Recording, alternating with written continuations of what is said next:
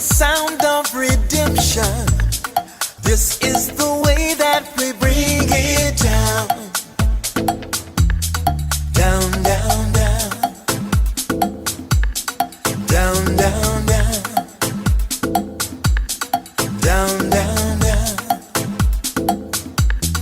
Down, down, down. Down, down, down. Igniting the fire within you. Exalting the melody of freedom. These are the things that will bring it down. Down, down, down. Down, down, down. Down, down, down. Down, down, down. Down, down, down. So gather the faithful. Tell everyone to stand and shout loud. Shout loud. Shout loud. Let's bring it down. Let's bring it way down. Let's bring it down. Let's bring it down, down. Let's bring it down. Let's bring it way down. Let's bring it down. Let's bring it down, down. Down, down, down. Let me tell you, it's in the air. Joy is in the air. Love is in the air. Can you feel it? What's it feel like? Freedom. What's it feel like? Don't sleep on it, brother. You might get left in the dark. Can you feel it? What's it feel like? Freedom.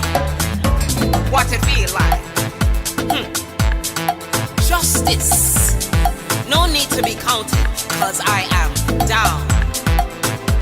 Down, down, down. Down, down, down. Down for the end of racism, for the end of bigotry, cause I am down. For the end of misogyny, that's right. For all the isms out there, just down, down, down.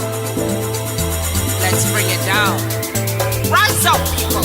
No more foolishness, and let's bring it way down. Riding the river of change into the cries of contrition. This is the way that we bring it down. Down, down, down. Down, down, down.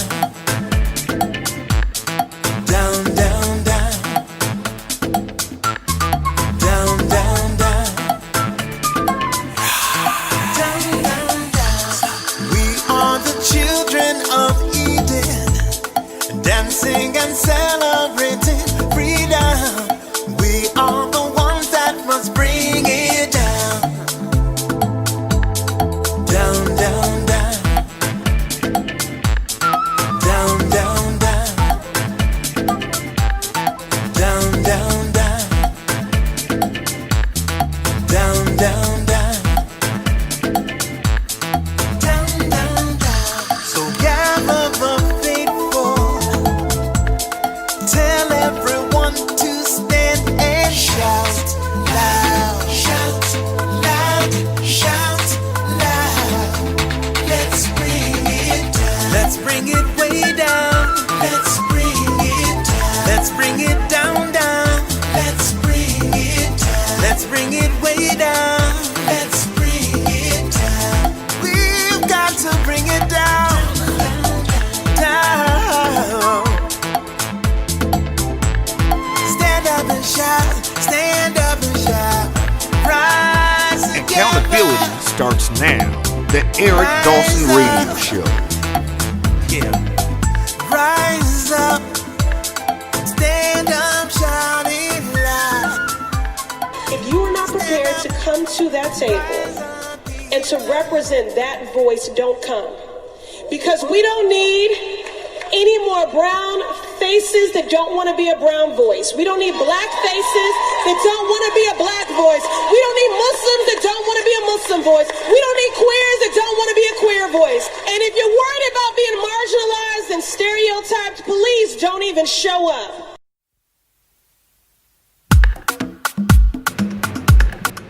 Good morning, everybody. Happy Monday. Welcome to another episode of the Eric Dawson Show. With Diana Murray Clements, queen of, what do you call her, Vincent? Queen of the streaming media. Oh, there you go. How do you like that? Hey, Diane, do you have the royal wave? No comment. Good morning. Oh, Diane. Oh, Diane. Good morning.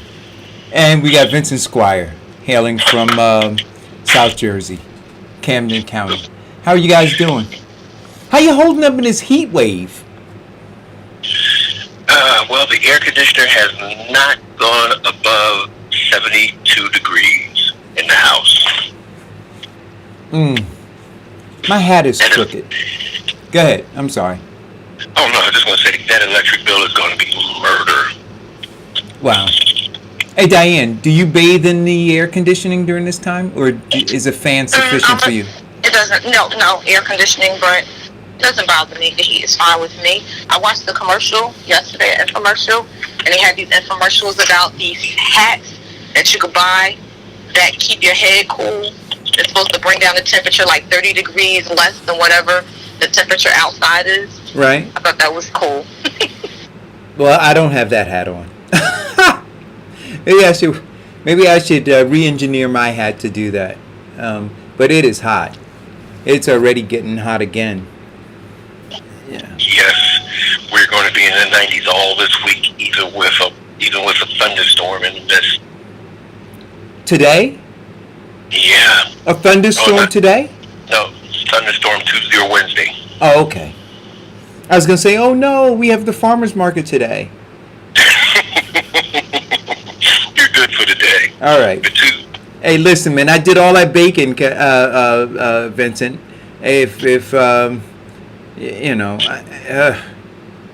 I'm sure it wouldn't go to waste, but I like those people to be able to come and enjoy it and get out. I mean, it's a nice event. It's one of the better. The small business segment, but what is the success behind the farmers market versus when you went to the Black Festival? Night and day, man. I mean, this whole idea of black businesses matter, Black Lives Matter. I keep saying, to whom? The communities that it should matter most to are black people. But it doesn't. And it's evident by everything, by the schools, by the filth, by the murders, by the crime, by everything, by the lack of support of the local businesses. It doesn't matter. It doesn't matter. And I don't care how many murals, how many T-shirts, how many hats, how many streets you paint Black Lives Matter on. And people are putting it on their face masks now. Meanwhile, they're wearing their masks down to their chin, so they're still breathing on you. I mean, come on. Stop it already. It's asinine. So yes, the Jersey City, I'll tell you, Vincent, we probably sold 1/10 of what we sell at all of the other farmers markets at the Black Businesses Matter Street Festival. Wow. Now, and wait a minute, and in Maplewood, we are the only black business in that farmers market. In Nutley, we are the only black business in that farmers market. In West Point, we are the only black business in that farmers market. We are one of 3 black businesses in the West Orange farmers market. And I don't know, Diane, how many black businesses are in the Union farmers market? I didn't go. We started that one last Thursday. Maybe 2. Okay. I believe it was the second one. Right. So do you understand what I'm saying? Yeah, so it was the second one. But she didn't do food. She didn't sell food. Right. So here we are. We are the minority in all of those other farmers markets. But we are supposedly with our own in Jersey City. And we got the Royal Shaft.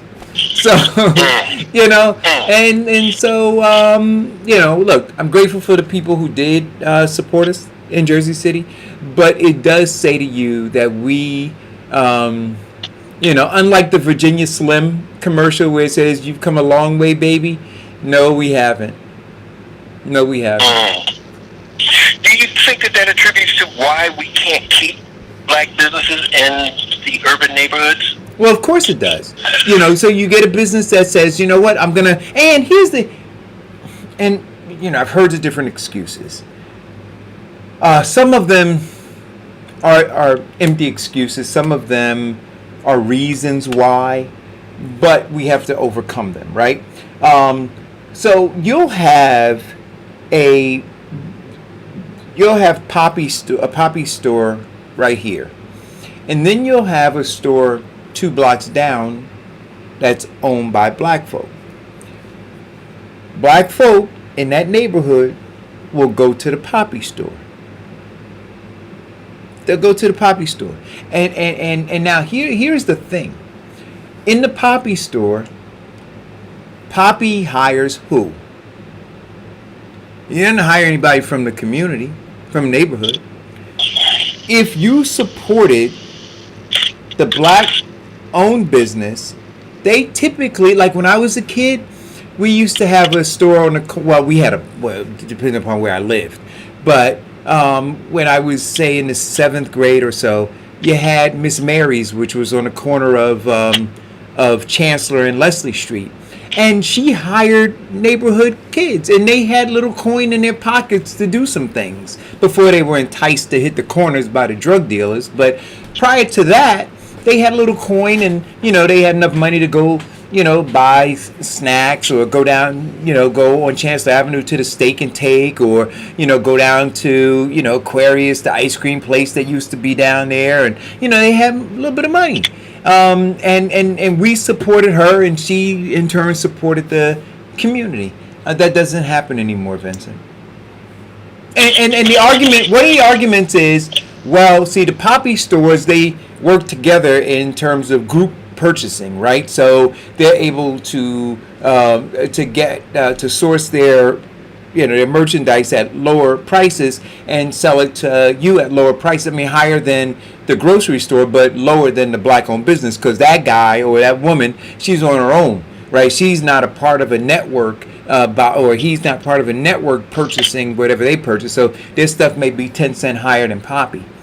But if you're playing a long game and not focused on the 10 cents, and you sit and have a conversation with that black-owned business, you say, hey, listen, we're going to support you, and we're going to make you a staple in this community, but here's what we want in return. Then you have a symbiotic relationship that could work, right? That business thrives, the community thrives, but that's not what happens. See, of course, I think one of the biggest things is that if somebody did do that, if I had a small business in a neighborhood, I would appreciate the support, and if the terms are reasonable, I wouldn't not hesitate to partner with the community, with the neighbors to, improve the neighborhood, because in return that improves the business itself. So, but the thing that kills me is, we hear the complaints from people on the show about, not having this in their neighborhood, not having that in their neighborhood, but when something happens in their neighborhood, they do nothing. Right. I don't get it. But here's the other piece of this. As a black American who is a business owner, I think that it maybe we shouldn't have to do it, but apparently we do. I believe that black Americans who are business owners need to spend time marketing to black people. I think they need to do that, right? Specifically, market to black people. Explain to black people the importance of supporting one another, right? So I'm a black American, I'm a business owner. Here is my vision, right, for my business and how my business can help the community, right? But I need your help. I need you, right, to support me, right? I mean, I think that black Americans who are business owners need to say that, need to be explicit about it. Like, the reason your son or your daughter has to go 2 towns over to try to find a job in a store is because we don't have any stores in our own community, right? See, and so if you purchase toilet paper from me instead of going to the Poppy store, then I could be in business and maybe employ somebody, a stock clerk, a cashier, somebody like that. Or if you support the business, I won't call the cops when your son comes in there shoplifting. So it's interesting that you say that, because in the city of Linden, the mayor out there has a meeting with black business owners so that they can network together and they can advertise and market together. So I think that's something, what you just described, Eric, is something that the Chamber of Commerce is supposed to be doing. And there's also the Black Chamber of Commerce that should be doing it if they're not doing it. It's something that people should actually look into. I know at our church we used to have a business directory that we put together of all the business owners in the church and gave it out to all of the members. But Diane, but it goes beyond, but what I'm saying to you is this, it goes beyond just telling people, hey, do you know you have black businesses in the community, right? It is literally teaching financial literacy or teaching wealth building, right? And community building. It is connecting the dots for people in the community. And some people won't respond to it, and that's just going to be what it's going to be. But some will. So if you start giving the information. What is it? I believe in the Chinese community, the dollar circulates for, I think, 28 days. 28 days in the Chinese community. In the Jewish community, it's days, like a week or so. In the black community, it's a matter of hours. Now in the Jewish community, it's a matter of months. Oh, then I stand corrected. So the point is that if you can explain to people, listen, what does it mean? See, because if me saying that, and this is just the truth, somebody will hear that and they don't really understand what that means, what the impact of that is. So beyond saying it, you then have to explain the impact of it, right? And then once you explain the impact of it, then you say, well, see, this is why the Chinese community looks the way that it does. This is why the Jewish community looks the way that it does. And this is why the black community looks the way it does, right? Because of how little time the dollar is circulating in the community. Right now, what can you do about that? If you're interested, right? So now here's the empowerment part, right? You got $1. You're empowered to go spend that $1 over there so that it lasts a little bit longer in a community. See, so you start to connect the dots, and so now that person starts to realize, wow, if I spend my $1 and if I encourage my neighbors to spend their dollars, and then I tell my children, my grandchildren to spend their dollars in our community, do you mean that it circulates longer and then we can begin to do this over time? Well, yes, you can. So I think that it's more than just putting a directory together. It's more than just emotionalizing the idea of, we're going to support black businesses. If you can't connect the reason why, right, then all you're left with is a commodity, right? And if you're shopping based on commodity, what do? You always look for the lowest price. See, the thing, Eric, also, now that I think that the directory, because I'm a firm believer that the Black Chamber of Commerce is an elite group with a dwindling membership. But also in supporting that community, because we look at it, one of the biggest things that I look at the change in the South Jersey, Camden area, is that these black businesses, and the biggest black businesses are black salons and barbers. Right. They are now fading away because the Dominican barbers are taking over. Well, but wait a minute, but Vincent, but hold on 1 second. And this is what happens when you go to these foreign Dominican and Asian businesses.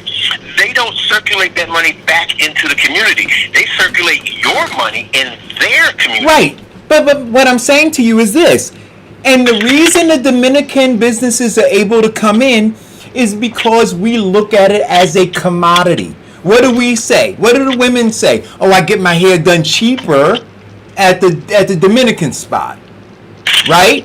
And so it's a commodity, and so if you're not looking at it beyond just being a commodity, then you'll chase the lowest price, and then chasing the lowest price is a detriment to our community. You have to look at it as something more valuable than that, right? It's not just the commodity to get your hair done. It is the building and the sustaining of your community, right? It is providing employment to generations within the community. And so if you spend an extra $5, but you recognize, right, what the outcome of that is going to be, more than just getting your hair done or your nails done. And that's where that's the education that I'm talking about. So it goes beyond just the Chamber of Commerce saying, hey, we got these black businesses. If you're not teaching people the value of keeping the dollar in the community and the impact that it makes, if they're not bought in on that, then they're always going to chase the lowest price. And the hair, whether it's a haircut, whether it's a box of Cheerios, it's all going to be a commodity. See, the reason, look, and you know, this is my branding hat on again, right? So I remember when, what did you have? You had, right after the cassette players, you had what was the thing that came out just before the iPod? What was the listening device that they had and everybody... MP3. Right, the MP3 player. You could go get those for $39. I remember they had dropped down to $20. $19.99 they were. Right? And then all of a sudden, this company called Apple came out with an iPod for $300. And guess what? People said, oh, they're crazy. They're not going to be able to sell that iPod for $300. You can play your music on a $19 device. Where are those MP3 players? Right. See, because what Apple, along with the technology, but beyond the technology, what Apple was able to do was to leverage the brand that they had established. That said you wanted to be a part of a lifestyle.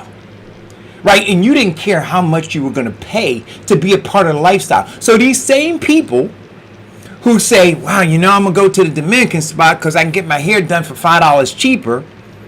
Right? They're not brought into a lifestyle that we could have as black Americans. You want to sell them on a lifestyle. See, the Japanese, the Chinese, the Jewish folk, they are bought in on a lifestyle. And so they'll pay the extra to sustain that lifestyle. Here's the kick in the pants with that. They are using the lifestyle and model that was in the black community since the 40s, where the churches would buy up neighborhoods and rent them out to, or rent them. Don't get me on churches, man. And wait a minute, they would support that community. Those communities started building up. Somewhere along the line, we lost that knowledge. And everybody else has picked it up and flourished while we remain at that. Well, wait. But Vincent, I go back to what I asked a year or so ago. What is our brand? See, once we identify what our brand is, then do we value it? Right? See, because if you value it, then you'll do what you need to do. Like, you'll understand, how important it is to take care of it. But we don't. And so we toss it away. Day after day. And everybody knows, look, when you, I remember, man, come on. Fried chicken, right? Then all of a sudden, Chinese restaurants cropped up and they were making fried chicken. As a kid, you went to the Chinese store and you got Chinese food. Well, American Chinese food, because they don't serve this stuff in China. Be clear about that, right? What you get in your Chinese restaurant, you call Chinese food, they wouldn't eat that in China. But that's for another conversation.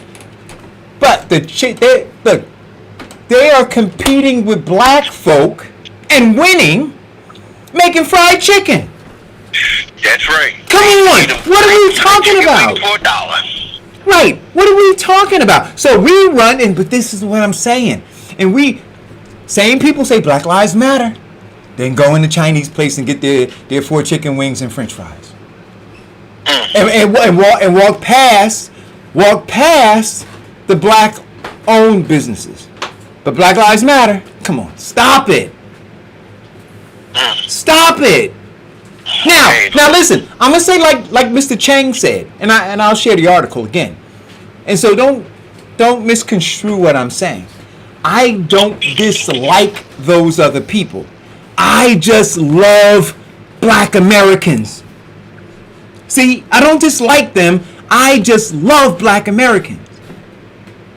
And so you're not going to guilt me. Nobody's going to guilt me in not having unfettered love for black Americans. And so I'm going to go and I'm going to support a black American. Not gonna try to hurt somebody else, but I'm gonna try to help black American. And when you do that, you're showing that Black Lives Matter. But when you Vincent, I mean, you understand what I'm saying, right? I mean, yeah, you're saying that, you know what, you should be a black nationalist and be proud of it so that you can continue to build the black American wealth gap.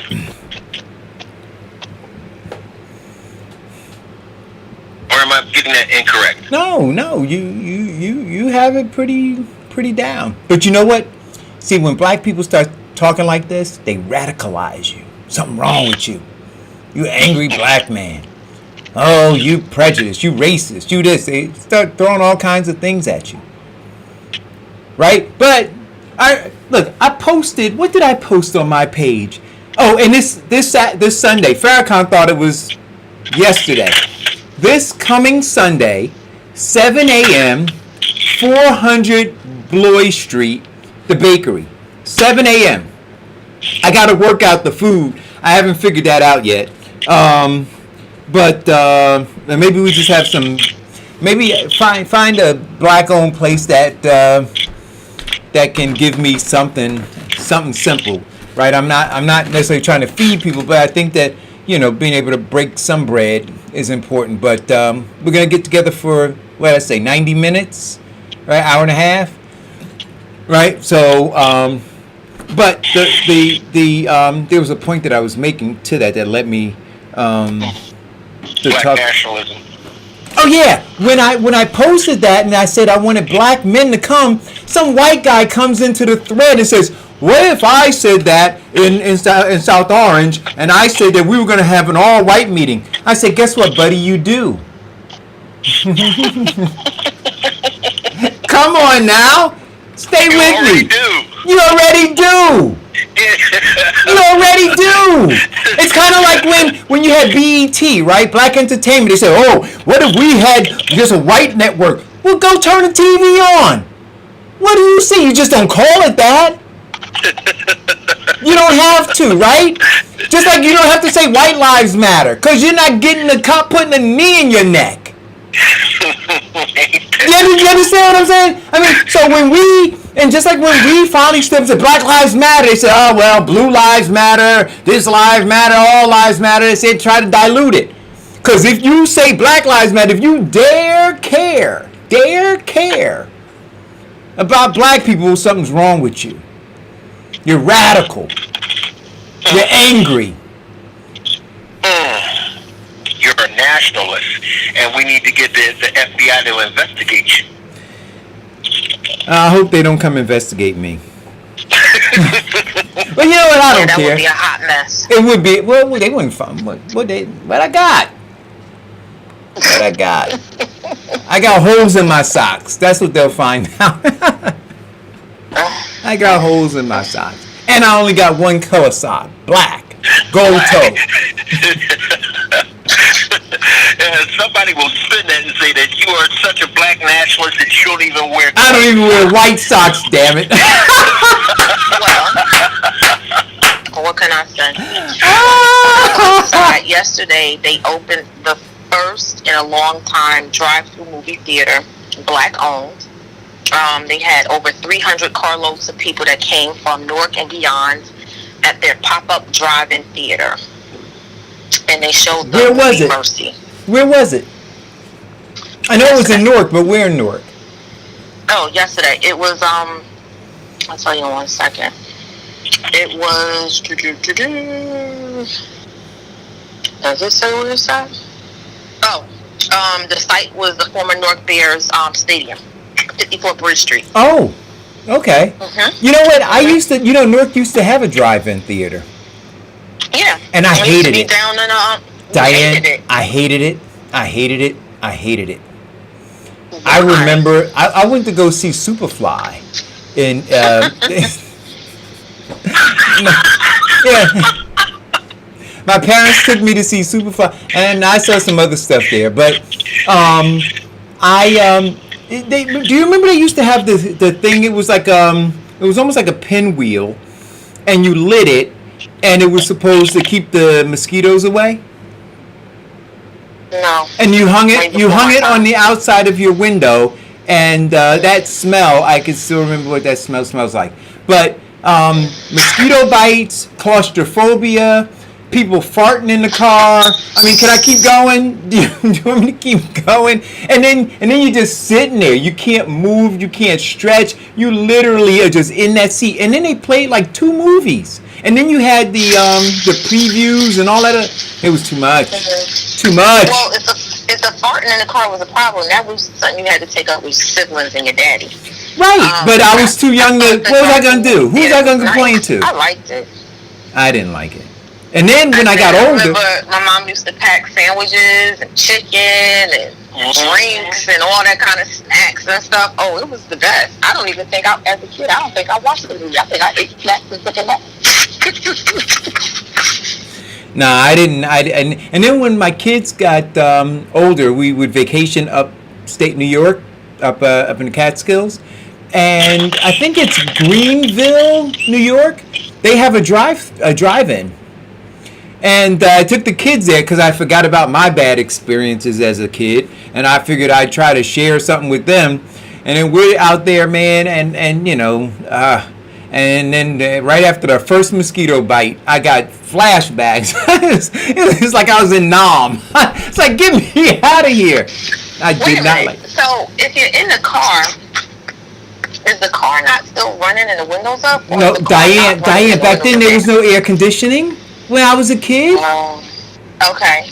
No, I'm talking about, so when you took your when I took my kids, I had a 71 Super Beetle.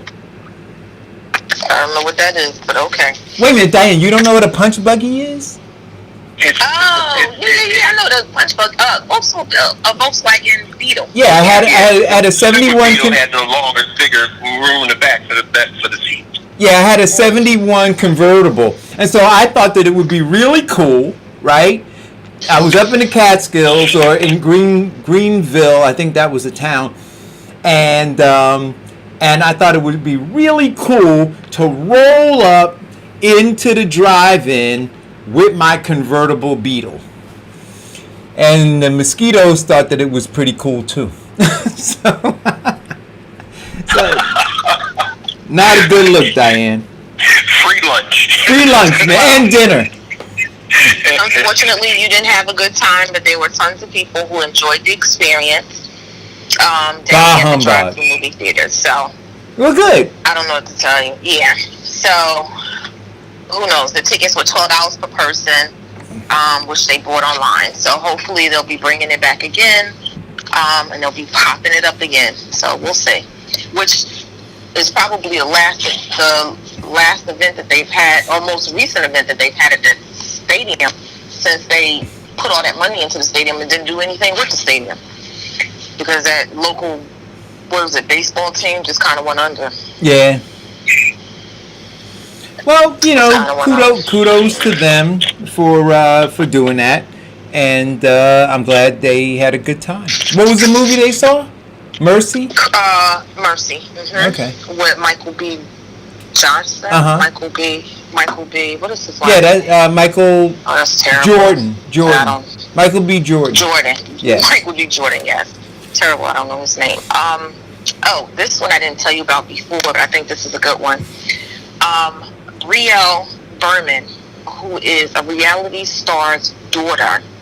Her mom was on the reality stars of Atlanta. She was the only white housewife that was on the Atlanta Housewives, and she ended up leaving, marrying a football player. He retired, and she has a daughter, Brielle, and she's been getting Brielle, the younger daughter, who's in her 20s, has been getting some backlash. And the headline says, Brielle Berman accused of blackfishing skin in Tutan beach snack.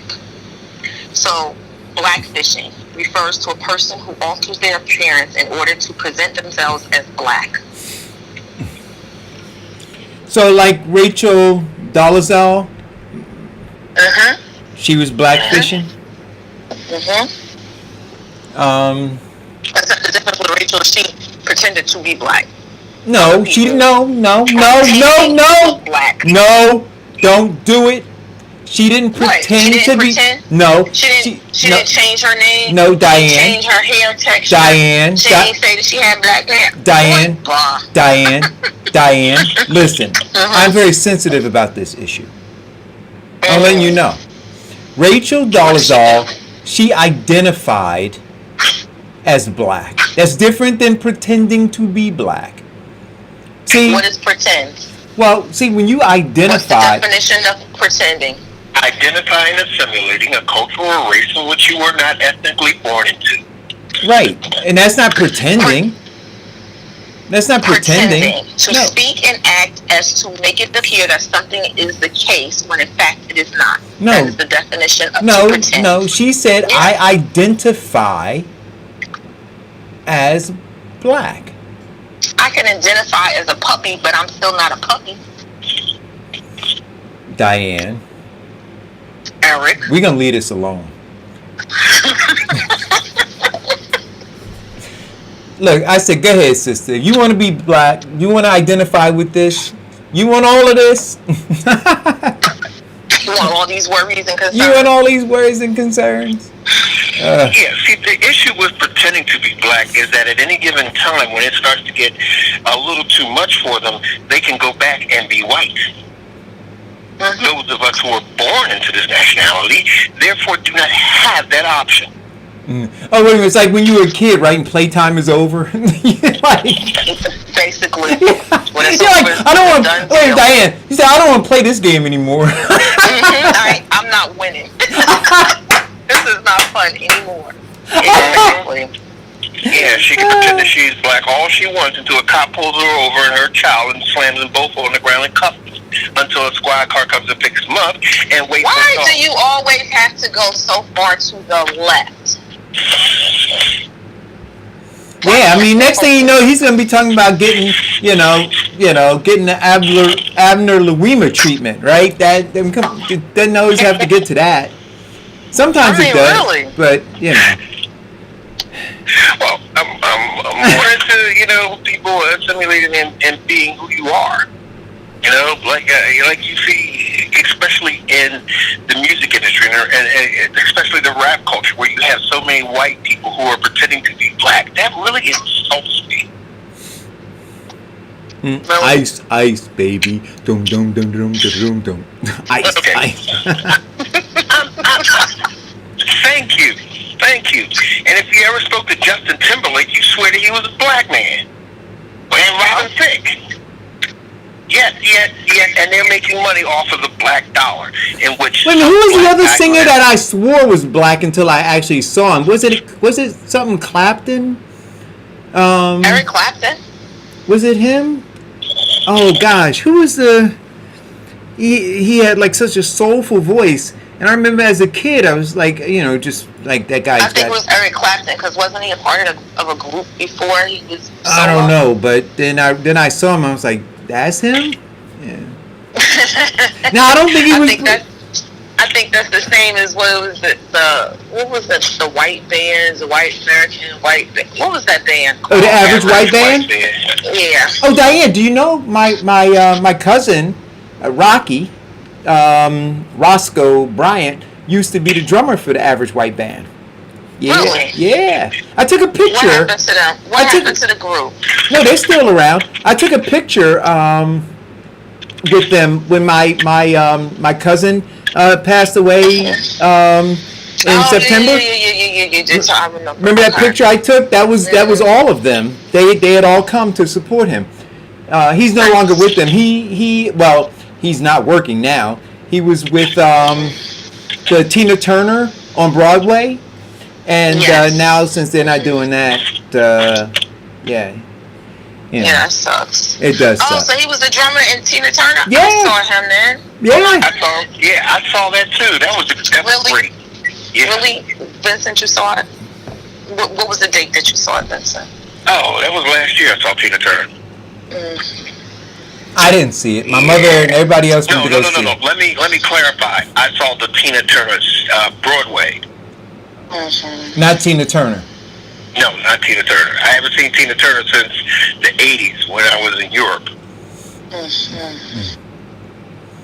But I've never seen Tina Turner, I don't but even know what the question was anymore, Vincent. It's like talking. I don't even want to say who it's like talking to. oh, you know what? I meant to bring down my and show people my zucchini. Oh, okay. Well, But if I go now, like it'll look weird, me just like vacating the screen. yes, exactly. It will, unless you do one of your other disappearing acts. So, Nick Cannon. So Nick Cannon has decided that he wanted to sit down with the Jewish Human Rights Group, and he did, so that they can educate him about Holocaust and anti-Semitic comments. And now he's decided to pledge and donate his first paycheck from the Masked Singer to help support their center. Can we cancel him now? Wait a minute, say that one more time, Diane. Slowly. Nick Cannon decided that he wanted to sit down with the Jewish Human Rights Group to learn more about the Holocaust and after his anti-Semitic comments that he made where he got fired from All right, Viacom. so I need Farrakhan to call in, cause remember. He did so, and now he has pledged to donate his first paycheck from the Masked Singer to support Simon Wiesenthal's center's work. Of course he did. So, can we cancel him now? Yes. Why? Well, let's see. First of all, when have we heard Nick Cannon publicize that he is donating anything, not just his first paycheck, but anything to any of the black causes? Let's look at the simple fact that Nick Cannon is just a man trying to get his job back and get in good with the Hebrew community. And I mean, he made a statement, own up to it. What Nick Cannon actually has to come to realization is that he is the commodity and not the distribution network. And there are a lot more distribution networks where his talent, his creativity, and his blackness could flourish more. But no, he wants to sit up here and not count this as a blessing that it fired him. No, he wants to beg for his job back. Nick, you want to be an actor? Here's an acting lesson for you. Why don't you act like a man? Cut all this bull crap out, move on, find other networks where you can bring bring in more black people and get them more into production, and even use some of these black streaming and distributions. Right now, streaming on all of these other networks is the hottest thing in the industry. So he doesn't need Viacom. So now let's ask this question: who said Nick was out there working for the black people and not working for himself? What we sometimes assume is that just because they have a face that looks like ours, that they're out there fighting the power for us. And when situations like this come out and they decide to make a comment, whether it goes left or not, if it's not approved by a certain group, then they're backtracking. It's the same when you looked at Kevin Hart. When they went back to look at his on-stage comedy from years ago, he talked about the LGBTQ community, and they brought that up again. Now all of a sudden he's getting pushed back because of that, and he's donating and he's retracting his comments and he's doing all these things. But who said he was the person that was standing up for any of these people anyway? Well, that's what I'm saying. See, at the end of the day, why can't you make a comment and stand behind whatever it is that you say? But this is why I said to. Period. But this is why I said to Farrakhan, when Farrakhan said something about us not standing up and doing this, I said Nick Cannon was about Nick Cannon. Let us be clear. Like, Nick Cannon wasn't about anything bigger than that. And now we see Nick Cannon's about Nick Cannon. See, I appreciate a guy like Colin Kaepernick. See, Colin Kaepernick wasn't about Colin Kaepernick. Colin Kaepernick was about something bigger.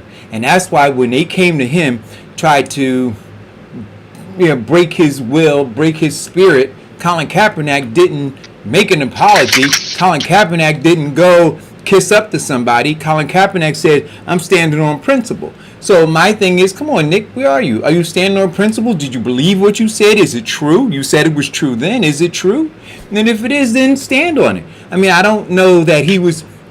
Look, we had the whole discussion about, anti-Semitic, what a Semite is, blah, blah, blah, all of that kind of stuff, right?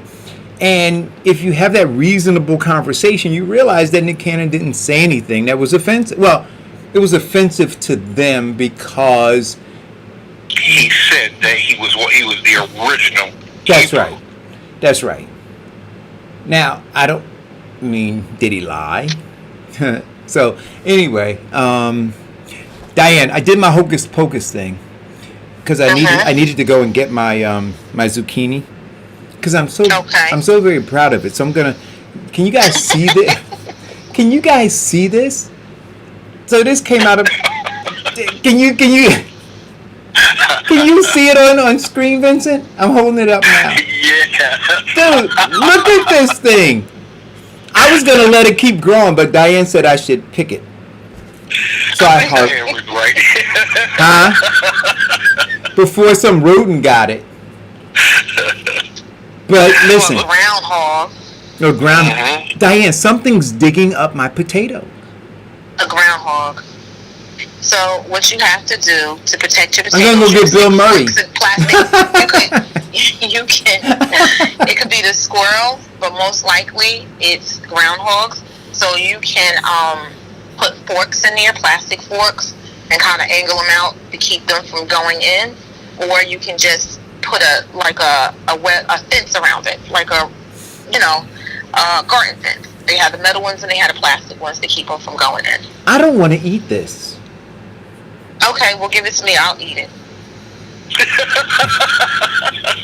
Because otherwise, that's just waste. That's just a waste. I mean, I don't know what else to tell you. Yeah, Eric has become... He's become emotionally attached to it. I named it.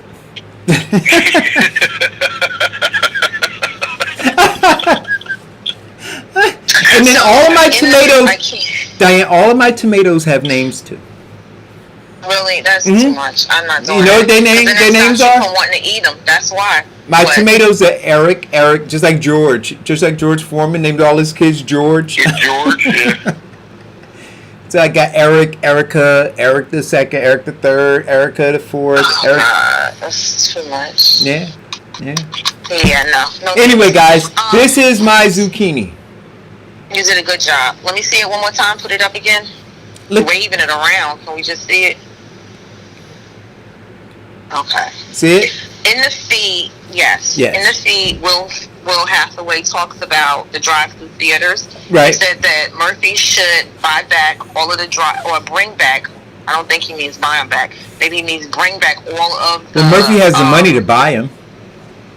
Okay, well, buy back the movie theaters. I'm sorry, buy back the drive-through movies since we can't open up the movie theaters in Jersey. So Yeah, I think he that's means an bring option. back. And then he also he asked us, did we hear about, do we know anything about the young girl in Montclair that was been bullied by her school, her mother's school, in the school district? Yes, we do. Her mom, and I'm not going to give her mom's name because then that would probably tell you who the daughter was. The daughter has been, young black girl has been terrorized. I wouldn't even say bullied, terrorized by students in school, on social media before we went into quarantine, and still after quarantine, been called all types of hateful names. The mom has gone to the teachers, has gone to the principal, has gone to the superintendent, to no avail. None of them have been able to assist, help. Basically, they have ignored her request to help her daughter. So yeah, right now she is in the middle of suing the school district. So which is a shame. So, what's the next thing? So we have Phyllis Regis Philbin passed away. Wait a minute, no, Regis Philbin? Yes, Regis Philbin. Are you passed kidding away me? The weekend. From they used to do, huh? 88 years old. No. Wait a minute, Regis? Oh my God, there's only one Regis in the world. Yes, him. He was 88? 88 years old. Yes. Wait a minute, when did he and Kelly Ripa go off the air? Well, Kelly Ripa is still on the air. No, because but I'm saying it was Regis and Kathy Lee. Right. Oh, wait a minute, did I ever tell you my Kathy Lee? Oh God. No, I got a Kathy Lee and Frank and Frank Tell Gifford. me. It's like having a conversation with my grandfather. I know. What's the Kathy Lee Story. So when my kid was graduating from USC, right? We all flew out for the graduation, and she said, "Daddy, you have to go out early and get a seat because the seats are going to fill up." So me, being the fastidious person that I am, I get out there like 5 o'clock in the morning, right? And I got all my little cards and I put them down saying reserve, right? So I'm literally out there and I'm just hanging out, but it's in Southern California, so it's beautiful. Well, the graduation was supposed to start at 9:30. So around 9 o'clock-ish, and now it's almost full. People have now come and everybody is sitting down. I hear this voice say, "Excuse me, are those seats taken?" Now, talking about the ones that I had the cards in that said reserved, right? Because my mother and everybody, they were coming down. I look up and it's Kathy Lee and Frank Gifford. So she looks at me because I'm looking at her like, "Are you kidding me?" And so then she knew that she wasn't going to get me to budge. So she said, "Do you know who this is? This is Frank Gifford." I said, "I don't care." I don't give a crap. That's exactly what I said. I said, "I don't care." Yeah, I'm from Newark. You told him to come one time or send his security to get a seat. Yo. Eric, I want you to know that you are the person that she talked about. I am You're what? the person I'm sure she talked about you on the show after that, but yes, she did. Yes, she did. I'm not giving up no damn seat. Come on. But yeah, so he's had a 60-year career in front of the camera. Can you believe it? 60 years. So you asked about when him and Kelly Ripa stopped. 2001 was Regis and Kelly. He left in 2011. He stayed for 23 years on air. Then prior to that, he was replaced by Michael Strahan. And then later, Michael Strahan left and he was replaced by Ryan Seacrest in 2017. And since Michael Strahan has left, the show has gone down, down, down because Seacrest is a bore and so is Kelly. So, how do you? I got to see the Michael Strahan show. he had Oh, it's terrible. That's been canceled too.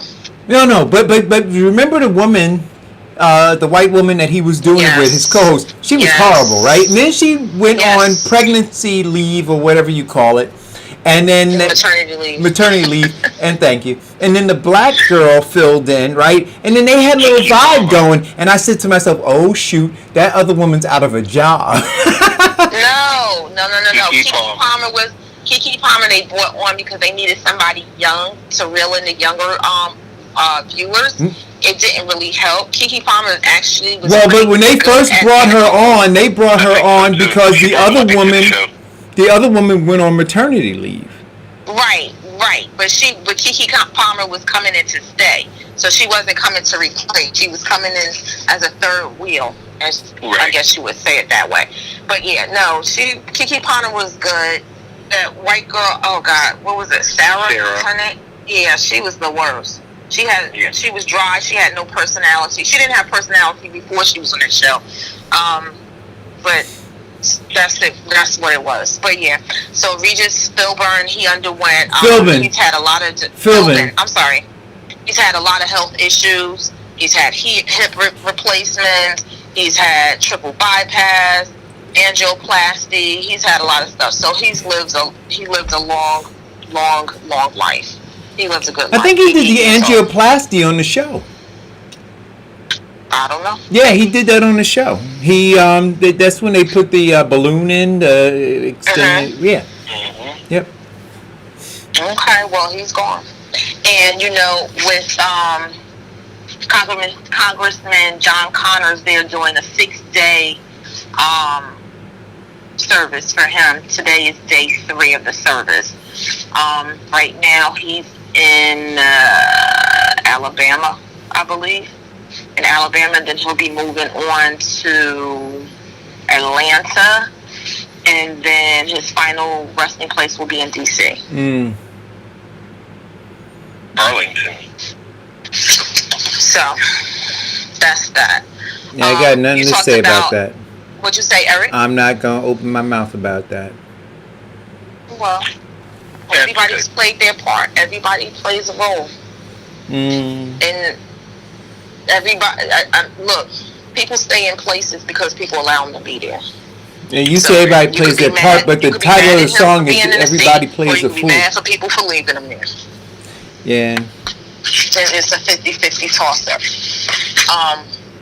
A lot of people have a lot of stuff to say, but they're not willing to put themselves on the line, put their lives on the line, put their personal life out there to run for office, or put in the hard work. So you can't be mad at him because he stepped up and he did it. You talked about AOC last week. Love her. The nasty. I'm sending her flowers. I'm going to become a stalker of AOC's. I'm going to send her flowers and candy. Don't do that.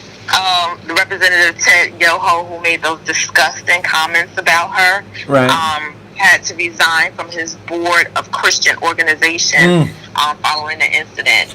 Somebody said, "Oh my gosh," Diane. Somebody said, "Oh my gosh, I can't believe that he was on the board of some Christian organization." I said, "Wait a minute, wait. Don't you all understand that the Grand Wizard of the Ku Klux Klan went to church every Sunday? I mean, what are we talking about? Stop it." The organization board. In fact, they propped up slavery using scripture, right? Yes, they did. Yeah. So what do we? I mean, see, this is, when I saw black people commenting about the fact that they were surprised that a white man who props up and supports the corporation of white supremacy, right, would somehow be tied into. I mean, look at all of those folks who are supporting Donald Trump, who are part of the Christian right. The evangelic. Yes. What are we talking about, people? Wake up. Well, the organization board of directors released a statement saying that the Bread of Life, Bread for the World organization sought his resignation as an action that reaffirms our commitment to coming alongside women and people of color nationally and globally, as they continue to lead us to a more racially inclusive and Oh equitable God, world. I'm gonna hurl. I'm gonna hurl. Good statement. That's good. It sounds really good, but I like to see their actions. And for those of you that are listening today that don't know exactly how this happened, AOC was coming up the steps of the Senate to go into Yeah, what do you call the her, House Diane? to What do you vote. call her? And and she was stopped by Representative Ted Yoho on his steps about one of her decisions and how she voted. He disagreed with her, and as he walked away, not from her words, but from reporters, because they heard it, he turns around and calls her an effing B. And she went on to Kiss your mother with that mouth, Mr. Yoho? Yes. Yes. And then she went on to the Hill when she went in to do her vote. She said she made no mention of it, but then later on, when of course it was uncovered by the reporters, he decided to try and backtrack what he had said and apologize and say, I have a wife and I have daughters. And that's when she decided to make a statement in regards to it, because she said prior to that she was not going to make a statement because she has been called many things, and she lives in New York City and has heard many words, and it did not bother her. She chalked it up as for who he was, but she decided once he tried to backtrack that it was important that she let people know that his inappropriate behavior, his manner and how he talks to women, how he degraded her, how he spoke to her, is a reflection of what A this culture. government looks like. Yes. And Yeah. how they have been functioning for many years, and the reason why, in essence, to say why we're sitting in the position that we're in is because the men, the white men who sit here in these positions, have this attitude that other people are beneath them, and they can say and do anything, and then when they get caught out there, they hide behind the fact that they have a wife and girls. If he had a wife and daughters, he would have never addressed her in that manner.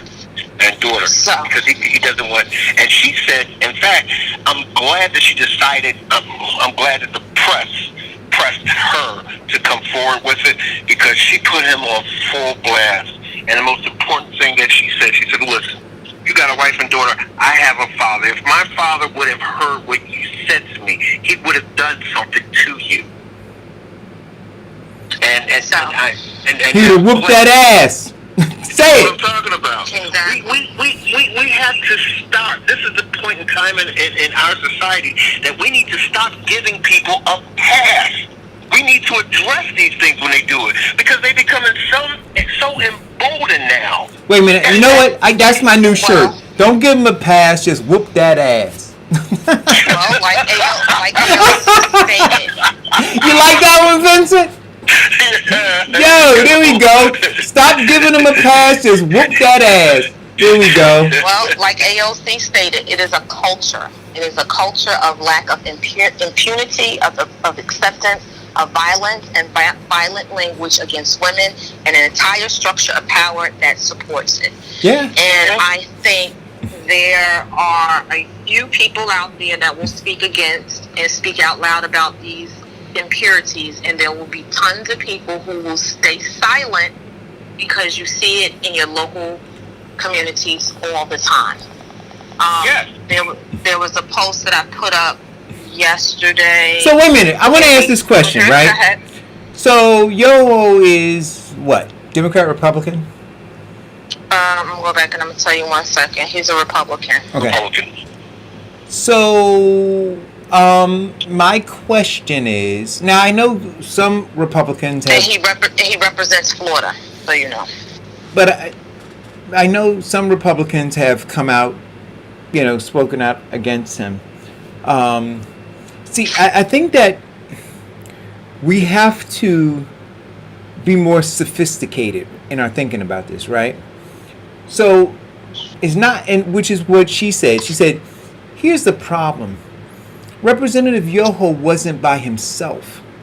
He was Right. with another member of the Right. House That co-signs it. that co-signed it. See, And did not, and co-signing mean that that he stood silent and did not say that was inappropriate. That's absolutely right. And so that person was physically there.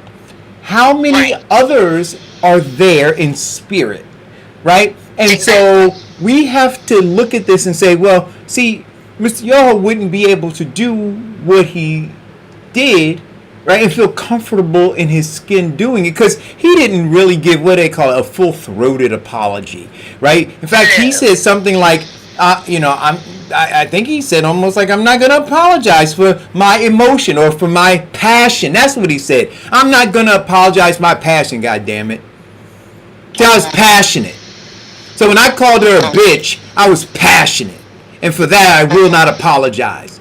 Now, see, all of his colleagues, right, need to be taken to the woodshed for not taking Mr. Yoho to the woodshed. So, but wait, when you're within a culture of men who have been running the United States and sitting in positions for 5, White 10, men. 15, 20, 30 years. White men.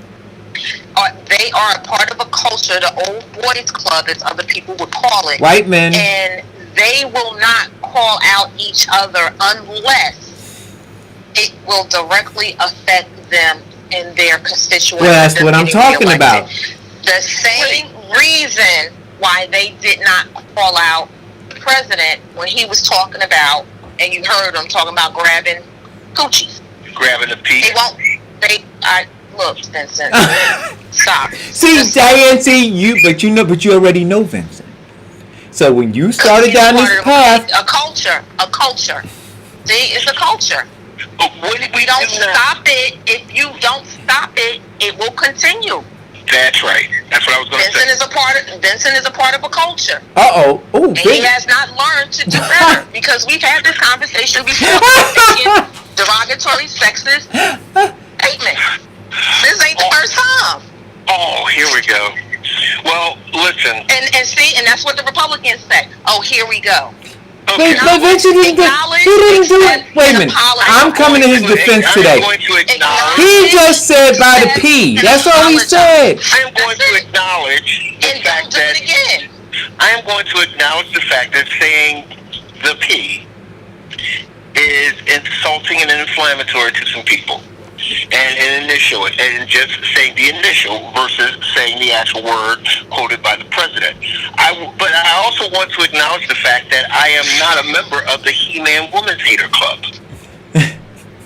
But don't say you got a wife and daughters, Vincent. Don't say it. However, words and your actions don't match. And let me finish. However, if that word and action, if that word does not suit you, and I'd like to have an amicable. It doesn't suit social media. It doesn't suit. No, he said P. He didn't say the word. He said P. Shut up, Eric. Listen. If me saying P causes you to feel some kind of a way, then it doesn't make me feel any kind Vincent of way. said it is better that a millstone be tied around my neck and be cast into the sea, lest I cause one of my brethren to stumble.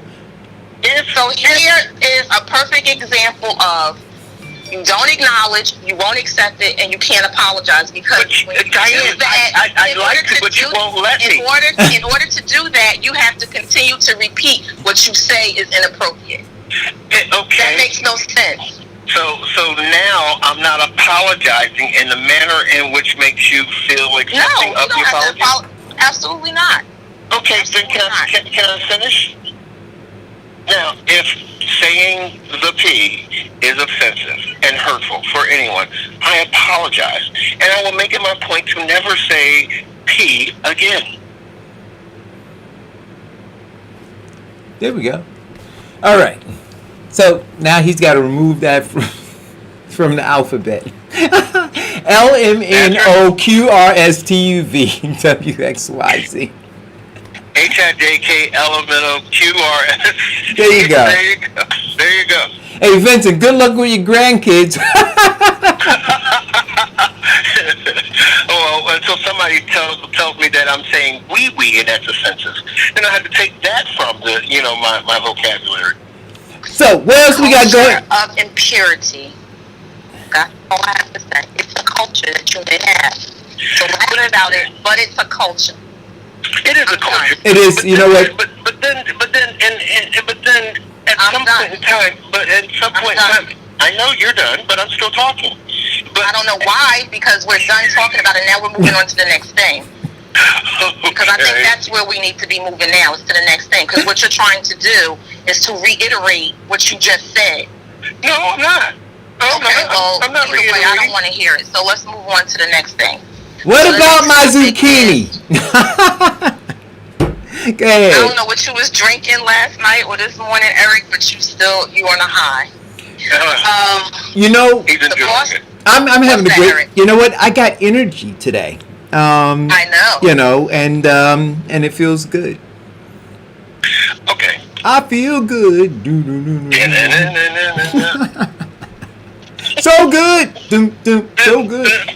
Hey, maybe I'll say, Diane, you coming to the farmer's market today? Portland's NAACP chief talks about the protest being largely a white spectacle, stating that the majority of the people that are coming out are caused by Antifa and other left-wing activists, and that now Black Lives Matter's movement has been co-opted by them. Well, you know, see, here's the deal with Black Lives Matter.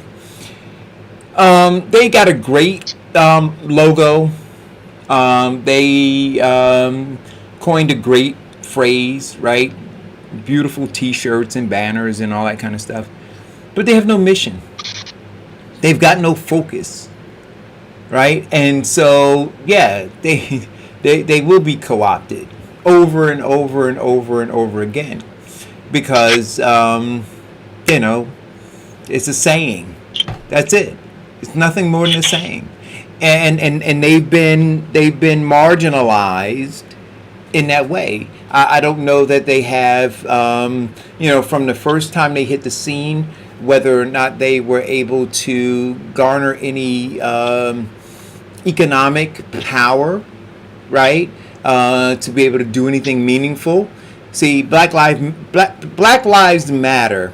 From the day that young lady stood in Hillary Clinton's face and said, "You called us predators," right? From that moment on, they should have positioned themselves, Diane, at local levels, not national levels, to be impactful in campaigns, right? Political campaigns, and then build.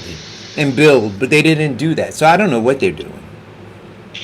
Well, the situation in Portland started out as Black Lives Matter, and they had therefore called out the new word that they called them. They called their allies for help, because the police were running rampant on the African Americans who were protesting Black Lives Matter. When they called out help for the allies, then that gave all the white nationalists an opportunity to say, "Oh, the cops are beating on them, let me go join the cops," which gave Antifa, or anti-fascists, said, "No, we need to protect them." We've even gotten to the point now where a group of mothers and grandmothers started building a wall around the black protesters and saying that, no, we are peaceful, and while the cops went after and mixed it up with the nationalists and the Antifas. It has escalated to the point where we're losing the actual point of the protest, and we're focusing on the actual violence. But don't you think that's intentional? Huh? Don't you think that's intentional? That is intentional. Yeah. Because when we focus on the violence, then we lose the simple fact that we are protesting for equality. We're protesting for justice. We're protesting for a world where a man should be judged by his character rather than his color of his skin. And that's what it should be all about. It's now turned into a melee where the mayor now gets tear gassed and a flash grenade thrown in his face. It has to, at some point, it has to give. And one of the big things that we're dealing with is now the president has sent in agents to help the police to beat people silly. Gassing, flash bomb grenades. We're talking about stuff that should not be done to American citizens who just want justice. and equal rights. That's how horrible it is right now in the society that we live in. We've got 99 days to make a change for our new norm, our fresh beginning. And what are they doing? They're taking away from the point of us wanting that, and they're now focusing on the violence and the rage. We've got people who are fighting for justice, and we've got people who are fighting to push it back because they don't want us to have justice or a level playing field. Because they fear that if the playing field was level, people of color will excel beyond them. We got people who are fighting for the lifestyle in which they know, where they think that black people should wear white gloves and white jackets to serve them in their antebellum mansions. And that has to change. Society in American society could grow so much if there was more inclusive of other races and other beliefs and other ideologies than just the old boy network as we've been dealing with. And we need to change that. 99 days to change that. To make a better life for ourselves and our children. 99 days to get the old boys out of the White House. 99 days left. I got a question. Look, I got a question. Now that we're talking about symbolisms and changing iconography, right? Tearing down statues, changing the names of baseball teams and basketball teams and football teams, should we change the name of the White House? Well, actually, because it's white. No, that's okay. It doesn't have to be the White House, right? You got the governor's mansion. You've got the whatever, right? So we changed the name of the White House to the president's residence. Yes, see, that's exactly what I'm saying. Do we take the word master out of our master suites and master bedrooms? See, how far down the rabbit hole are we going? If we do that, if we change the name of our schools, if we write Black Lives Matters across the streets, if we change the street signs, is that going to improve the quality of life for the people? And if it doesn't, it does not really matter. So I think that, and I did the show before talking about iconography and the importance of symbols, right? But you can't have symbolism or without substance, right? So they go hand in hand. I do believe that there is some merit. Just like, when Bill Cosby and the Cosby Show first aired, that was important. And it was important for young black people and white people too. See, we can't forget. We always talk about the value it offers to black people, but it offers value to white people too because it gives them a different vista, right? And so to see whether they liked it or not, to see black people representing professionals on television, right? Doctor, lawyer. To see their children well behaved, not being buffoons. Rubbed against the stereotype that they had and maybe altered their thinking about some things. I'm talking about white folks. And then for black folks who only saw white folks in those particular roles, it gave them hope and promise that, hey, I could be a doctor and lawyer. I don't have to just relegate myself to being a janitor or a maid. So iconography is important. Symbolism is important. But then you have to have that other piece. And the other piece is missing, right? So what we do is we go out and we paint Black Lives Matter and we go home and we throw garbage on our streets. Do you understand what I'm saying, Diane? So I'm saying go paint Black Lives Matter and then own it. Then own it. Something with it. Well, it's the same when they were going across the state of New Jersey and they had these various marches and they're still doing them in the various areas. I was in West Orange the other day and they're standing on Northfield Avenue, going up the hill, various different street corners with signs that say Black Lives Matter. Yeah. But if you aren't putting or forcing policies to be put in place to reflect that Black Lives Matter, all you're doing is talking. Well, that's the substance, right? That's what I'm saying. So when you own it, you got to own it. What does it mean? What does it mean to say Black Lives Matter? Or, well, not to say it, because you can say it, right? But what does it mean? How do you translate it? How do you translate it into everyday life? That Black Lives Matter. Then how do we translate Black Lives Matter? It would be the simple fact, as we said before, then if Black Lives Matter, then we should be transforming equality and leveling the playing field. Equality or equity? Both. Equality, equity. Let's look at business opportunity, education, everything. We should be, if this is one country, okay, and we are all equal, then why do we have unequal justice, unequal education, unequal business practices, and unequal understanding to the police that they are not to be warriors to people of color, but they should be servants? That's the part of the Black Lives Matter movement that they should actually be pushing for. Now, we know that we cannot get legislation in our favor, or the present legislation to vote in our favor. What we need to do is now vote the present legislation out. And not just the white ones, but the black ones who are the bidding of the white ones. Yes. God, listen, to me, the black ones are more dangerous. Because you can't see them coming. You understand what I'm saying? See, they're wolves in sheep's clothing. Yeah, so they hang around you. They come to your cookouts and barbecues. You know, they sit and smile in your face all the time. They want to take a selfie, kiss your baby. Backstabbers. Yeah. So, Negro whisperers, slave catchers. I could smell them.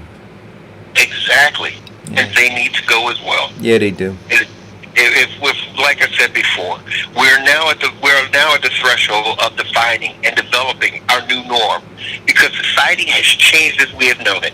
And if we're going into a new norm, let's make it a true new norm. Equity, equality, equal justice. You know what? Do you remember the song? You know Tracy Chapman, right? Yes. So I have her on my Spotify playlist, and so as I'm winding down in the bakery, I play Tracy Chapman.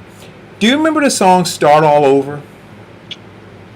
I don't know the name titles, but I know the songs. Go ahead. Listen to the song. Now on this show, we talk about down, down, down, tear it all down. When in her song "Start All Over," she's talking about this. Well, she's talking about the world, right? But this country too, that we have to start all over because of how this thing was fashioned, and like literally, and I'm a big, I remember when Tracy Chapman hit the scene, man, I was like, yo, who is this? Being in the bakery 2:00 in the morning, just listening to that, you're like, yo. And how long ago was that written? And she wrote that? And here we are in 2020. And then she's right. Look, we can't tinker with this. We can't go and modify it. We got to start all over. Because there's some people who are so far ahead. It's like a marathon, right? 26-mile marathon. You tie me to a tree and you let John go running. Right? And then John's at about 23 miles, and then you let me loose. Right? Then you can't do that. Got to start all over. You got to call John back. You got to start all over. And so what they want to do is say, well, we want to, which is why reparations, ADOS. See, reparations. Huh? It is. So Susie Orman says that there's a perfect financial storm that's brewing, and it's going to be worse than 2008. She submitted an article in CNBC, and she talked about the $600 unemployment pay. She talked about the foreclosure protection, and she talked about the eviction protection. Those three things are going to be like a financial storm for all of us. Yes. That's bullcrap. Why? What that's, How so? well, here's the thing. We have the last estimate of the unemployment, the mortgage protection, and the renter's protection. That doesn't even come close. They're building that somewhere. They're building that somewhere in the market of 3.1. They said 2.6 to 3.1 trillion. What mortgage protection? Well, basically giving protection for your mortgages and foreclosure.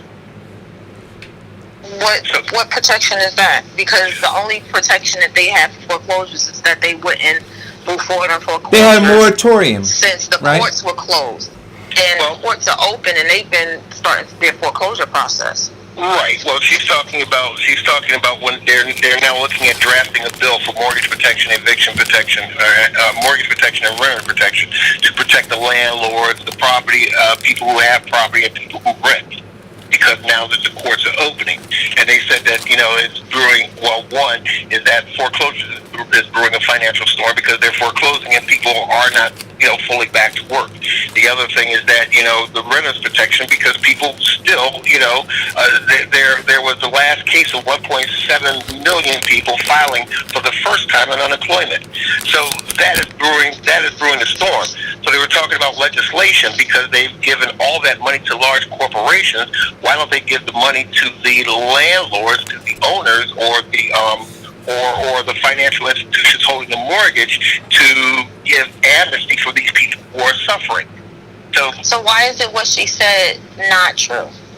Well, it's not true because it's a perfect storm in terms of them doing the foreclosures, because you're going to have a bunch of people actually out of homes looking for homes and no jobs and no homes to go to, and you're going to have a lot of vacant properties.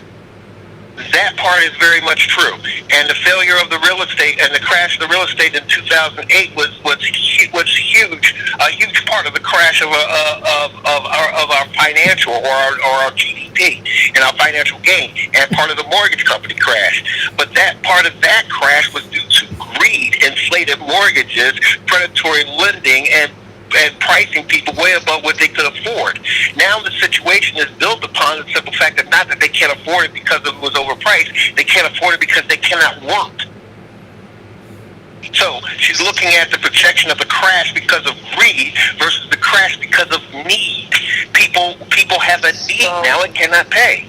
So how is what she said incorrect? That this is not the perfect storm. You have evictions, you have foreclosures, you have unemployment, and there was another one that she mentioned that I did not mention, and the fourth one is what does she say? Student loan debt. How is that not the perfect storm when all of those things are happening at the same exact time? When the housing market crashed, people were still employed. It did not mean they couldn't afford their homes. They had gotten into mortgages that they couldn't afford when they were still working, and they were working after the foreclosure. They just couldn't afford those balloon rates and the deals that were going on. So how is this not the perfect storm if multiple things are happening all at the same time? Okay, she's basing it on the perfect storm based upon the model of the 2008 crash. And those things are in place, but there is a different reason. Now, what they did in the 2008 crash was that they did not protect the individual; they protect the corporation. Right.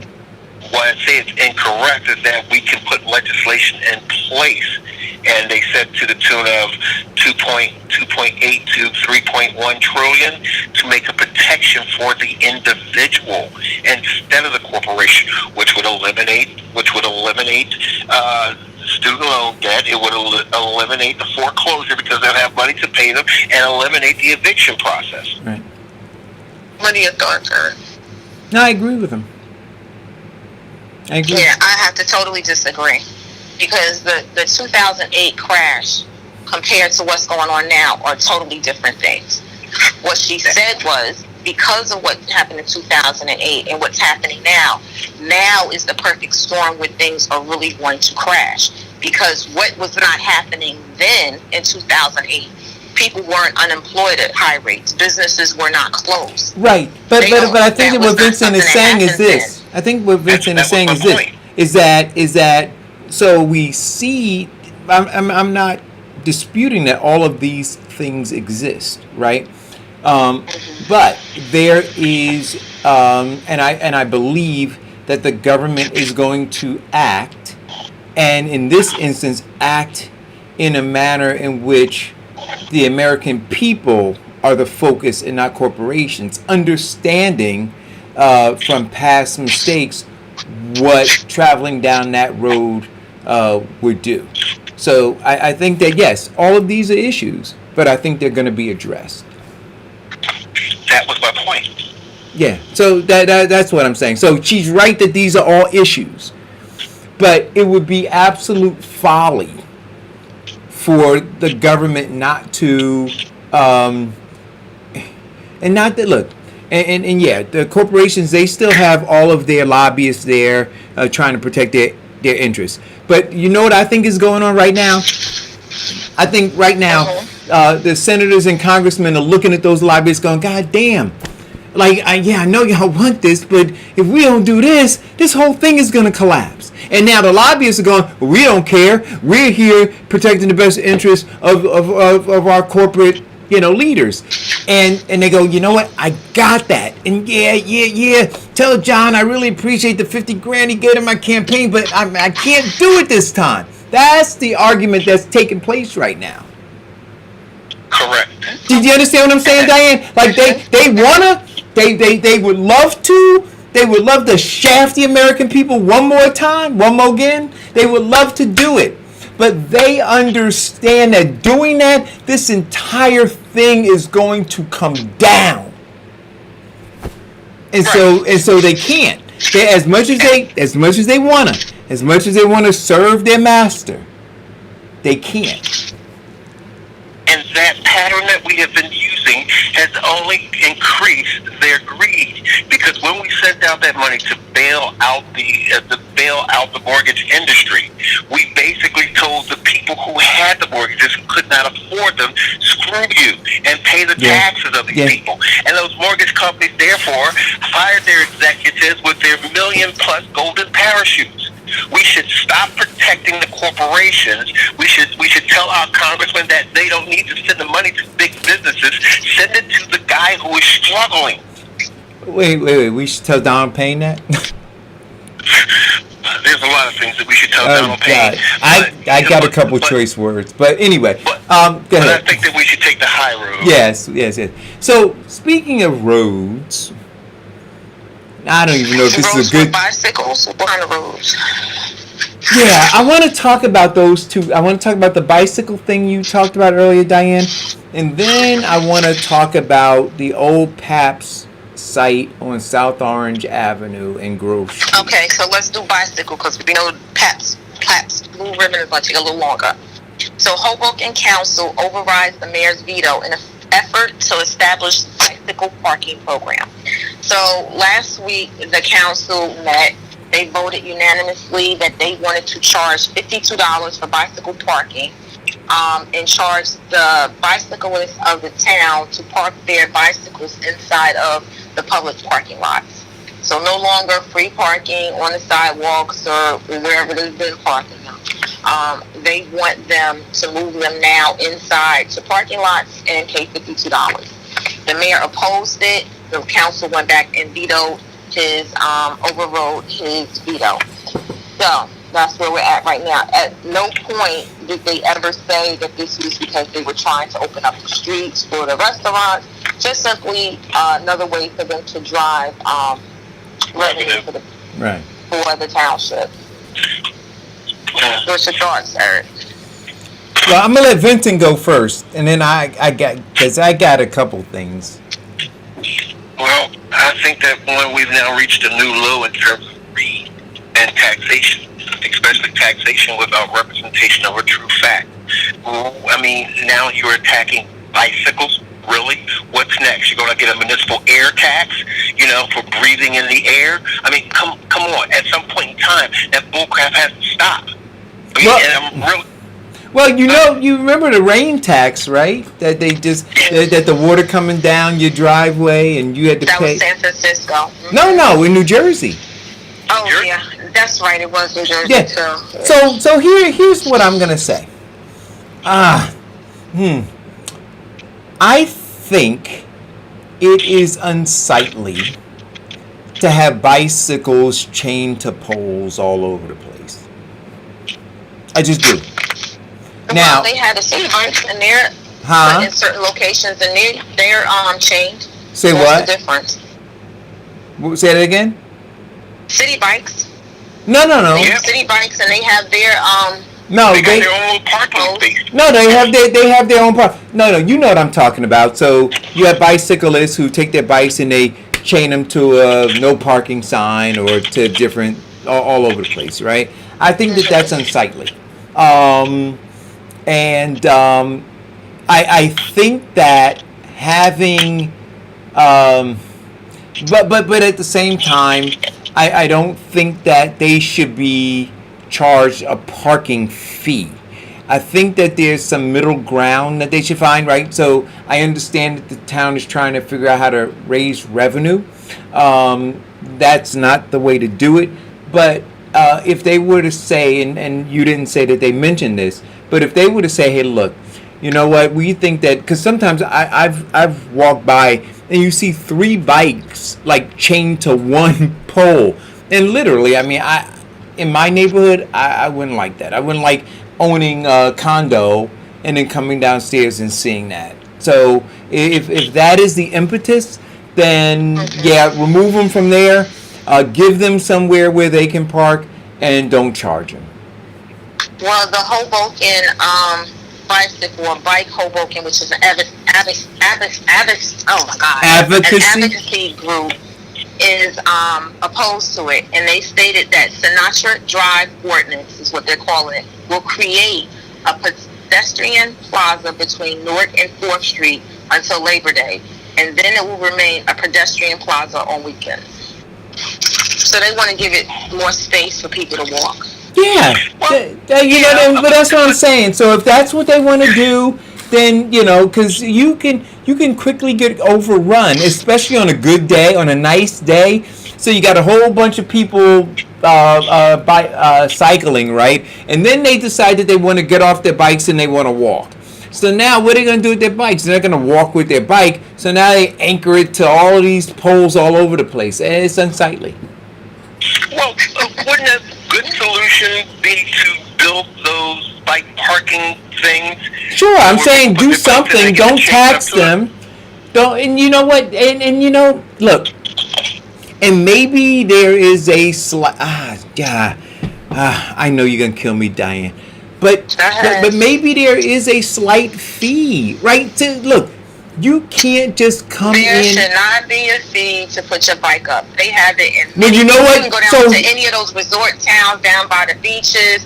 They have the bike racks. You put your bike in there, you keep it moving. Well, put a bike rack up. The bike racks don't have to be on the sidewalk. They could be on the corners, strategically placed on different corners. Then do that. Yeah. Then okay, fine. Taxing a bike for parking it goes into a whole level of stupidity and greed. Fine. And they have to actually use. All right. You beat me down. Then no fee. But then put the little racks up. Do something. But yeah, put the racks up. Right. Make it look nice. Make it look nice and put it up and keep it moving. I don't know. Because I, being an American citizen, am tired of new taxes.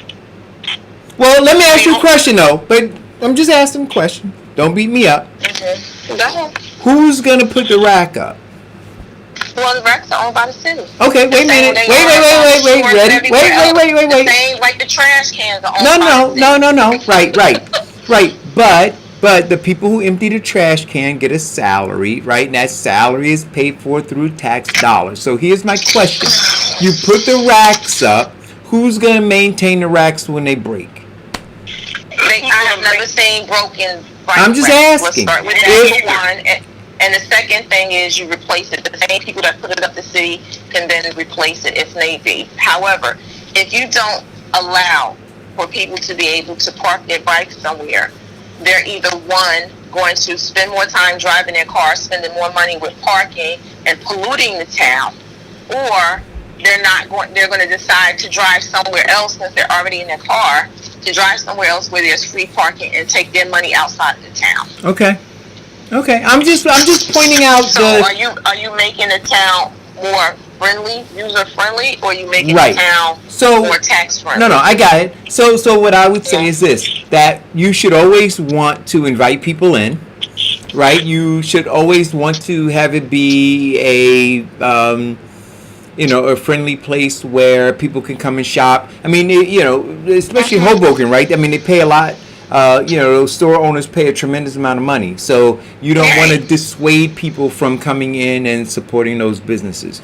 And so whatever decisions you make should be very carefully thought out, so that you are partnering with those businesses, because those people who are riding their bikes, they want to come do that. So I get all those. Even in the time that we're in now, you have Uber riders, you have people delivering on their bikes, Right. Using these restaurants. So, like, you can't. What you going to do with them? You going to tell them they got to go park in the parking lot 2 blocks away and then come back and pick up the stuff? Got it. Or you going to have somebody standing on the street saying, "Ooh, look what he did," and reporting him to the mayor? Or then you have those people who are wanting to get out some fresh air on a weekend. They get their kids, their wife, they get on their bikes, they go downtown, get some, and when they go downtown, they buy stuff. So and Right, I got it. So if they do wind up doing this, will people get boots on their bikes, or will they get their bikes towed? How's that? Just asking. Exactly. Anyway, hopefully they'll have GPS. Well, in the city of Newark, the mayor Baraka had a meeting this past week, and they talked about the unveiling of the massive development project on the former Pat site. The 4-acre vacant lot, which straddles Newark and Irvington border on the corner of South Orange and what is that? Grove Street. Grove Street. No, Well, Grove and then Grove Street. Mm-hmm.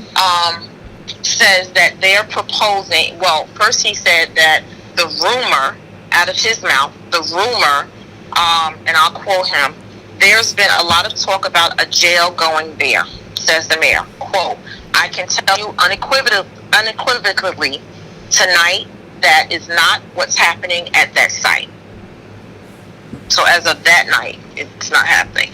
So what they're claiming is going to be is Crown Real Estate Holdings was approved by the Newark Zoning Board of Adjustment, and they're planning to put several projects on that lot. During the town hall, Elnardo Webster, attorney, presented the development plan, which will include 660 residential units, including studios, 1-bedrooms, and 2-bedroom apartments, with designs that will allow multi-generational living in separate units, but with easy access to common areas. The complex will have outdoor terraces, gardens, a daycare, a library, a workshop offices to be used by the tenants, 2 gyms, and a basketball court. It will also have a commercial retail space on the ground level of the building that can be accessed by the public. Because Newark's affordable housing ordinance, 20% of the 330 units on the city side will be offered a reduced rate for qualified renters, ranging from $1,000 a month to $1,600 a month, says Elnardo, the attorney. His team and economic development teams from both cities will be looking for local small businesses who might draw subsidies to make the community sustainable. Right. So, couple things. One, I had to look up multi-generational living. I mean, I know what multi-generational means, but as it applied to real estate development, I had to try to figure out what that is. So So now, once you understand a couple things, if you've ever driven down the corridor of Grove Street, say from Springfield Avenue, or just say 18th Avenue to South Orange Avenue, you'll realize that Grove Street was never really intended. Wait a second, let's see. I don't know if this is a call for me or for the show. 1 second, guys. Hello? From Eileen Birch. Hello? To accept, press 1. To send a voicemail, press 2. Okay, I've sent the caller to voicemail. At any time, you may press star to join. Okay, I don't know what that was. So anyway, that corridor was never really intended to be multi-generational, right? Meaning that those apartments now have like a grandmother maybe living in there with her kids and then with her grandchildren, and then you have multiple cars, and so now you have a tremendous amount of congestion taking place. Now, at the end there, right, South Orange Avenue, they want to build this multi-generational building. Firstly, I don't know how with mixed use and stuff. I don't know how they're going to handle traffic on South Orange Avenue. I want you to go on South Orange Avenue at 4 o'clock when cars are trying to get to the Parkway. Once you do that, tell me how it's going to work. I don't think it's going to work. Traffic is bad now, even though the schools are closed. Oh, they're going to put a bike parking and charge everybody. So that is the thing for me. I don't know. Now look, until I hear different, if they say that they're not going to do. So first thing I want to ask is this. This is for the mayor. Were they ever thinking about doing a jail there? See, I want to answer that question. Was it ever something that you were in a meeting about that you didn't share openly with the residents of Newark? See? Well, something had to happen because there was protests out there for several Oh, I weeks know, for people Diane. pushing back. I know. So I can't think they just I thought know. of that and, came up with that imaginary, foresight and said, oh, he's going to put a jail here. Yeah. So Which I is going to want. come through the county. Yeah. So the meeting in the room was leaked and started the protest, and now he's backpedaling with this multi-generational project? Doing the moonwalk, man. He couldn't backpedal by himself because it was a county project. So something happened on the county level that it was either moved or I don't know. Yeah, but I don't see I don't see that that space being able to support it. The infrastructure there, it can't support that. Think about it. And then beyond that, what about schools? You got Speedway, you got West Side High School. I mean, what are they gonna do? See, Well, you can't I remember when they were doing. 1 bedrooms and 2 bedrooms, so there'll be a limited number of kids that'll be living there. Why? It's a multi-generational. It's multi-generational. I'm in a condo building right now.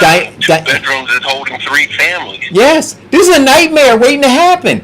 I mean, I remember they were having this conversation in West Orange when they were talking about building all of those new condos which is beautiful, by the way, but what it was going to do in terms of impact on the schools.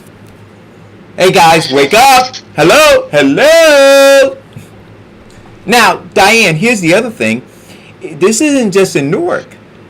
Part of this is going to be in Irvington. Right? This is where it buttresses Irvington. Right. Guys, wake up! Hello! Can you wake up and You need to have some $7 community coffee? You need to get some community meetings going. Try to figure out what they're trying to do. They're trying to shoehorn, if what I'm hearing, they're going to try to shoehorn this thing right in that area. But how's it going to impact traffic? How's it going to impact the schools? What's it going to do to taxes? Hello? Anyway. Let's see. There are 180 scientists and doctors who are now getting a petition together that states that we need a complete shutdown for 2 weeks. Well, you know, I was talking about that this morning when I was in the when I did my little Facebook Live in the kitchen. This thing would have been over if I think it would have been over if we could have just shut everything down for 2 weeks. I shut it all down. You know, but that's not the America we live in. Right? I got the right to protest and the fight to kill somebody else. I don't think a 2 week shutdown would be long enough. Because think about it, there were 2 weeks that we had quarantined. No, we didn't but really. There were people that were still out and about. That's the point. And when people came out and that quarantine ended for whatever you want to call it, people who were inside then came outside, and then the numbers started to drive up. No, I'm saying a people complete. Home had it to begin with. No, Diane, I'm saying a complete shutdown. We had a shutdown in certain cities in the East Coast that were connected to New York, the epicenter, at that particular point in time.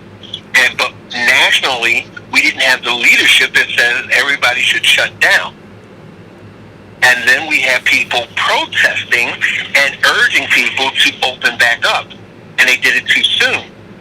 So they're saying that a complete shutdown long enough where we can get the numbers to actually cease climbing and give hospital workers an opportunity to breathe. They said that martial law. That's what we talked about months ago, over a year ago, Eric. Martial law. That martial law be into that. Of forcing people to stay inside and to not move, no movement. Look, we have to determine whether or not we believe this is a real threat or not. Right? Like, we have to figure that out. And if we consider it to be a real threat, then we have to take appropriate action. Now, there are people who talk about... Because the same people who don't wear masks may see it as a threat, but they're also risk takers, so they don't think that their being able to get the disease is going to kill them. So they may get it and they may fight it Diane, but you know what? I don't care if it kills them. I care whether or not they become a carrier and can kill me. See, I don't care. Go kill yourself. Go ahead. It's when you have the potential to kill me or a loved one of mine that I now look at you differently. See, and you don't have a right to do that. Go kill yourself. See, people are comparing and saying, well, you know, this country didn't have to shut down and that country didn't have to shut down. You know, why do we have to shut down? Because we're idiots. That's why. Because our Constitution gives us the right to be idiots. See, this country was founded on distrust of the government, right? Right? Everything was about how we didn't trust Britain, right? And so we needed independence. We need to form our own. And then the Constitution was formed because we needed to understand and safeguard against certain things. So distrust. Those countries, they trust their government for the most part. So when the government says something, they say, oh, okay, let's listen. Our first instinct is, we don't trust. And because of that, you have bad actors on both sides that are looking to take advantage of weak-minded people. Right? And so this is where we are. And they're making money on both sides. They're dealing on both sides, making money at your peril. That's right. Shut it all down, goddammit. I'm done. I am done with it. I can't suffer your foolishness anymore. I've seen too many people die. Friends and family members of mine. Because you don't want to take the time and do any goddamn research yourself. I'm done. Kill yourself. Spare me and mine. Please. I'm asking nicely for now. That's my opinion on that. Well, also the scientists were looking at the models of countries that are having the decline in the virus and deaths. And two of the things that are actually have happened, a complete shutdown of those entire countries for a period of time. Then the reopening is a mandatory mask wearing. Now, is that too much of an ask to save the lives of people you love? Absolutely. Everywhere you go, there's people that's not wearing masks now. It is too much to ask. They can't even do that. Right. The simplest thing. They can't do that. They can't social distance. You go into a store and you stand. They come into the store and they stand right next to you. Right. They can't do it. It's not in them. Well, so and I understand, right? So there will not be a complete shutdown, but there needs to be. That is the only look. Either that or you have to fine and ticket people who are non-compliant. You have to do that. See, there has to be some sort of penalty. You can't just continue to say to people, "Oh, you got to wear a mask. If you don't wear a mask, then you can spread the virus, and then people can die." And then people go, "Oh, screw you! I'm not going to wear a mask." And then we go, "Oh, but you need to wear a mask." See, we got. Speaking of fines, they have now had issues with contact tracing, where people just weren't answering the phones or the questions. So they have now fined them $250 Good. if they do not reply. Good. They should be rolling up on people, fining them left and right. Like it's one thing to drive by. Like, remember I told you that I saw all those people not social distancing at that little bar on Bloomfield Avenue, right? See, when the cops roll up on them, they should all just get fined. Heavy fine. We're getting that money since people are unemployed. Get heavily fined. Hey, there you go. Eric, I think you found the solution to the bike parking lot issue. Just go on out there, roll out some $250 tickets for people not wearing their masks, and you won't have to worry about, taxing people on their bicycles. Yeah, the same way they used to get those pedestrian jaywalking tickets. Go out there and start doing that. That'll be a whole nother thing of discrimination and whatever. All right, we're at 12 o'clock, and I'm out of gas. 12 o'clock. I am out of gas, and you know what? I am going to slice and dice this zucchini. I got I bought on Amazon the spiraler thing. Oh, God. I've been buying so much stuff on Amazon. You addicted too? Diane, I got stuff coming. I don't even know what it is. Like boxes show up. I'm like, what is it? No. And then wait a minute. And then the factories are sending me stuff that I didn't ask for. Huh? I got the best thing that I've ordered thus far. What? Came in the mail the other day from Amazon, and I was like, what the heck is this? A ball of string. I saw that, Diane. God. What the hell? Why did I order a ball of string? You'll remember later. When you send it back, you'll remember why you ordered it. I might have ordered it for my garden, but then because I ordered a ball of elastic sometime prior, I was using that, so I don't know why. Now I have string, but go figure. Well, I'm about Somebody to get my wife in it. Huh? I'm about to get my wife in an Amazon 12-step program. Oh, you know, She's totally addicted. I went to go to Home Depot because I needed, and I didn't know that it was actually a kit. It's called a tank to bowl kit, right? Because it's leaking. And I went to Amazon. I went to Home Depot, and I looked at the line. I'm like, I can't stand this line. I went home and ordered it. You should have called me. I got a new one here. I could have gave it to you. Nope, I ordered it on Amazon. It came the next day, right? And then I needed more of the lawn bags, right? I'm like, I ordered it on Amazon. I'm like, I'm not gonna go stand in the Home Depot line. Exactly. Right? So I'm ordering this stuff on Amazon. And you know what? Here's the thing. You know what I ordered? I ordered grass seed. I ordered grass seed. But not just. I ordered the grass rocks. No. I didn't want to carry it from Home Depot, so I just ordered it online. It's like they could deliver it. Yeah. I didn't order just any grass seed. I am telling you, the best grass. Now, Really? it makes your lawn look bad in the winter time, right? Because it goes brown. It goes brown. So if you've ever seen, You got sod. no, it's not sod. It's zoysia. It's zoysia, Yeah. right? So it goes dormant during the late fall, winter, and early spring.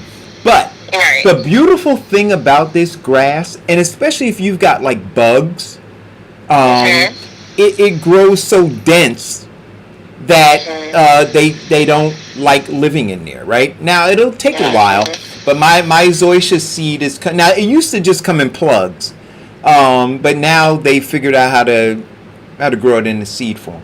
So I got, Your lawn is looking like a golf course, all thick and light. Oh man, it's going. Oh yo, what?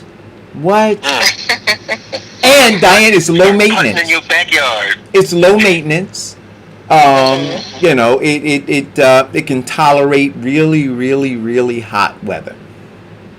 Oh, and then I ordered these what do they call it? Ornamental grass. You know, the tall grass.